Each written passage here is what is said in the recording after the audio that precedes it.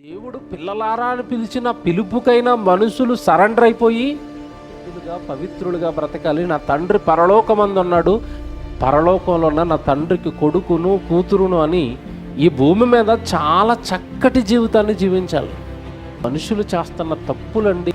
దేవుడిని ఎరగనప్పుడు ఎలాంటి తప్పులైతే చేశారో, ఎలాంటి పాపాలైతే చేశారో, ఎలాంటి నేరాలైతే చేశారో, నాకు పరలోకంలో తండ్రి ఉన్నాడు, ఆయన కుమారుడిని నా కోసం ప్రభు అయిన యేసుక్రీస్తుల వారు సిలువలో తన ప్రాణాన్ని పెట్టాడు, నన్ను కాపాడడానికి ఆయన చాలా కష్టపడ్డాడు. కనుక నేను తప్పు చేయకూడదు. ఇక వచ్చిన తర్వాత, ప్రభుని ఎరిగిన తర్వాత నా జీవితాన్ని వాక్యానుసారం చక్కబెట్టుకోవాలి.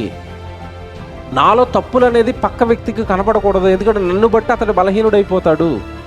నాలో ఏ నేరము పరమందున్న నా తండ్రికి కనపడకూడదు. చివరికి నా మనస్సులో కానీ, నా ఊహల్లో కానీ, నా ఆలోచనలో కానీ, నా తలంపుల్లో కానీ పాపానికి, పాపపు కార్యక్రమాలకు చోటివ్వనంత పరిశుద్ధుడిగా నేను బ్రతకాలి.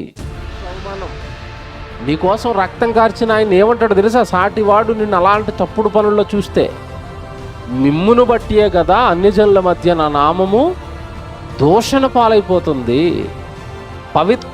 పవిత్రుడు యేసుక్రీస్తుల వారు అనగానే నేరము మోపడానికి వీలు లేని వ్యక్తి.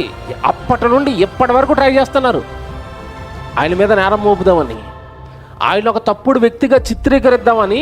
ఆయన బ్రతుకున్న కాలం నుండి చచ్చిపోయి 2000 సంవత్సరాలు అవుతున్నా ఇప్పటికే ట్రై చేస్తున్నారు ఆయన మీద తప్పు మోపుదామని, పాపం రుద్దుదామని.